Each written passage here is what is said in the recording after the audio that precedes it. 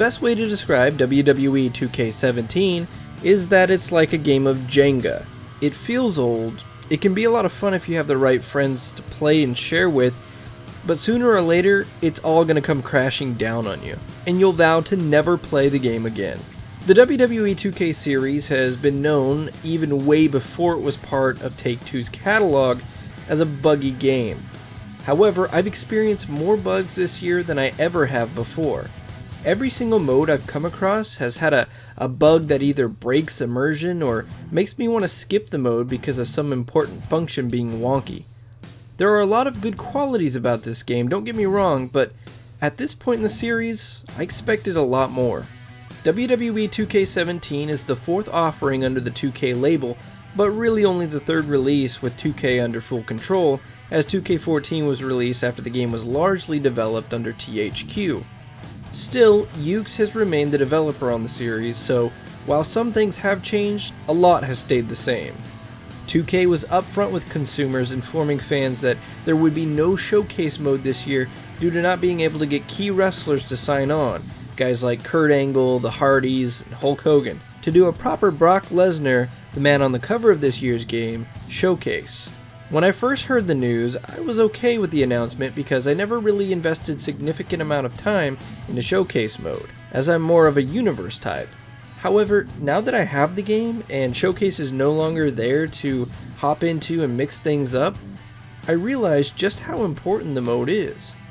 Showcase celebrates the history of pro wrestling, and whether it does it with 100% accuracy or not, it's a big part of the soul of these games.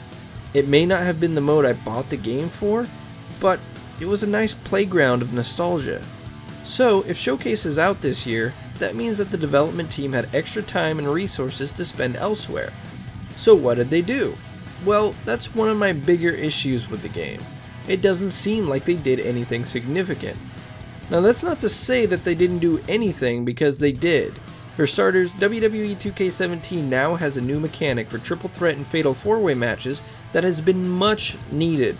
Before, playing one of these matches could realistically take you anywhere from 30 minutes to an hour because of the constant pin breakups.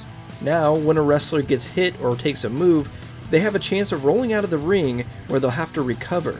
This allows for more organic spots to take place between two wrestlers. Some may not care for this new mechanic because it essentially takes the control out of the player's hands, but I'm 100% on board. There's also a new ladder match minigame where you try to bounce a ball into a rotating ring, along with other mechanics that actually tidy up the match overall. Yuke's and 2K also switched up taunting a bit. Now taunting will give you extra boosts so long as you do them at the right time. There are also corner taunts, which I found to be a lot of fun to pull off, probably way more than they should be. And you can also use the breakout feature after a match, which allows you to beat down on your opponent a little more. But one of the biggest new features that 2K touted pre-release is the ability to fight in the crowd and backstage. Fighting backstage used to have a huge appeal back in the genesis of 3D wrestling games. Hell, they even made a game based solely on backstage fights, which unfortunately we'll get to. But we haven't seen it done in a while in the WWE games, and this is the best that it's ever been. Most areas are expansive and transition with ease, and there are plenty of things to do, at least for a few matches, but fighting backstage is meant to be used sparingly, as a special occasion. MyCareer has the same basic idea: climb the ladder of the WWE and become a WWE Hall of Famer. However, this year you'll be more involved in the stories that develop. The new promo engine allows you to run your mouth and influence your standing with the fans and other wrestlers by stringing together different dialogue options in the hopes of becoming one of the greatest to ever hold a microphone.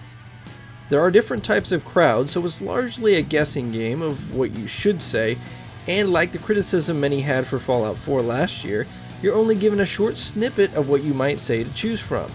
Your task is to find the kind of delivery that connects most with that specific audience and try to stay on that tone. But there are problems. Oh, there are problems. Firstly, I never really felt that promos that weren't a part of a rivalry actually meant anything. They change your personality stats and your popularity with the crowd a bit, and they're a nice change of pace from just playing match after match, but I often ask myself what the point of most of these promos were.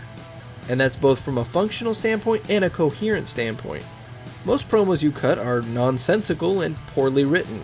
Promos cut by the CPU often don't match the personality of the wrestler saying the words, Braun Strowman acting like a rooster, for example.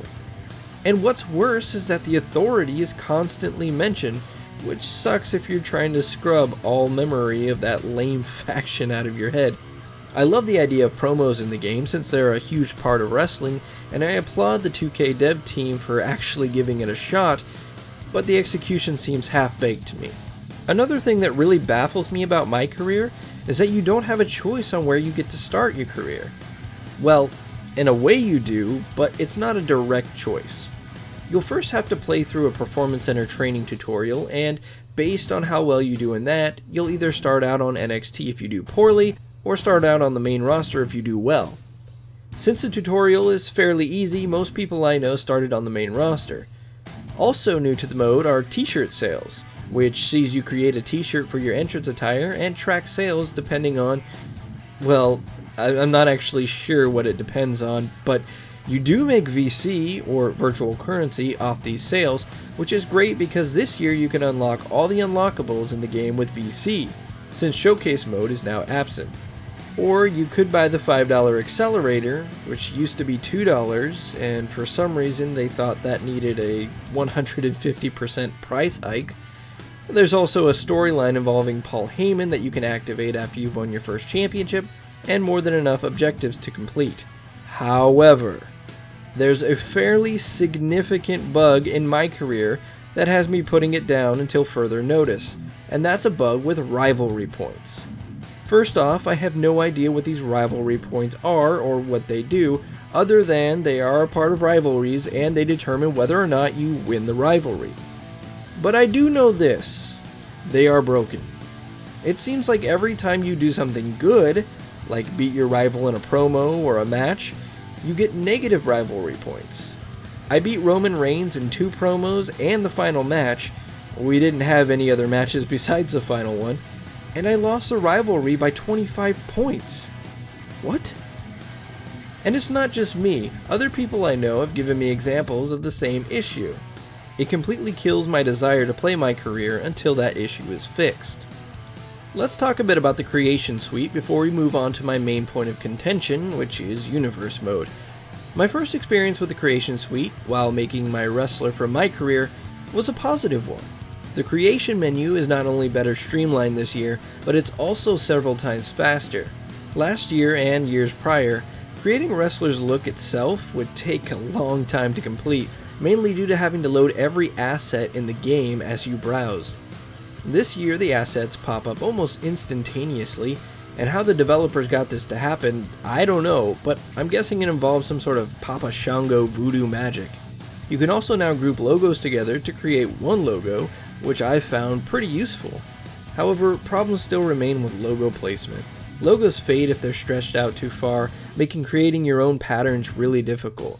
Some logos wouldn't even show up on some of the assets, and if you try to put logos on boots, you have to do it as a mirrored placement.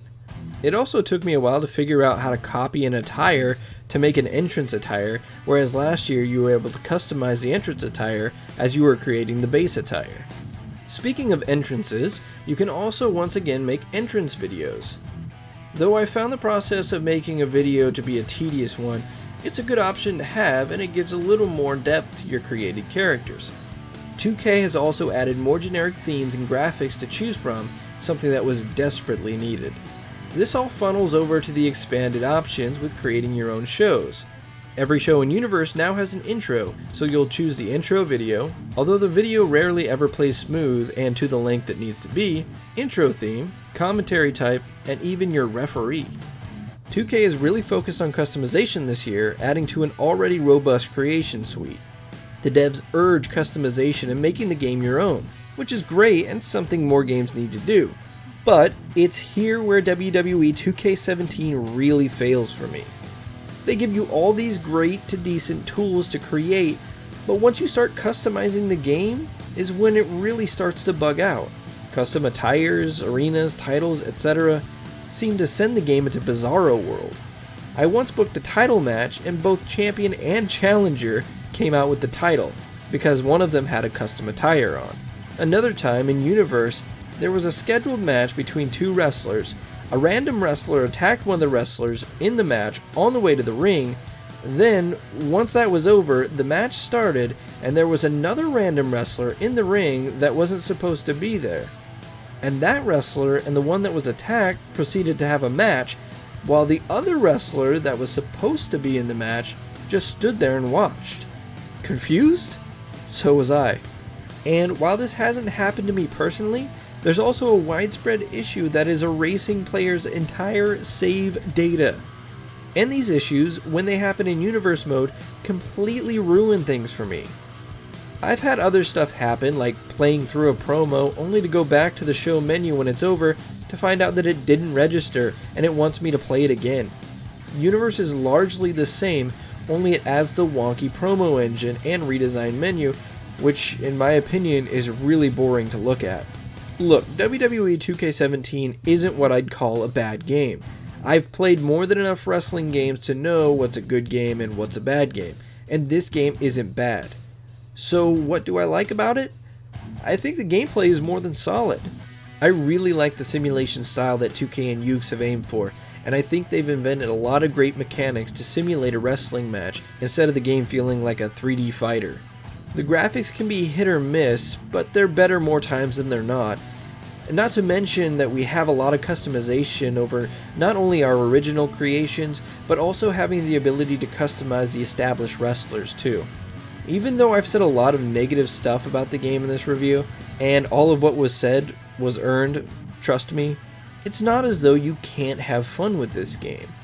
If you have a good group of friends who are willing to take the ride along with you, and you just stick to exhibition mode, you can have a pretty decent time with 2K17.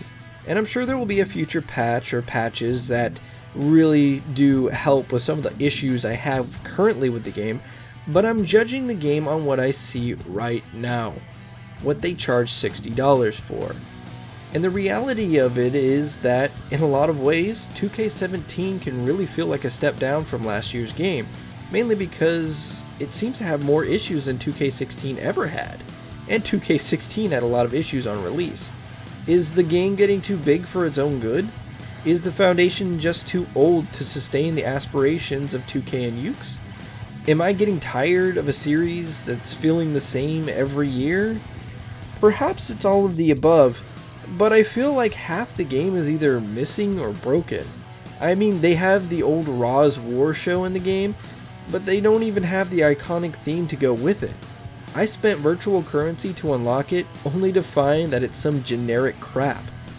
In any case, I'd wait on WWE 2K17, and that's only if you're a big wrestling fan.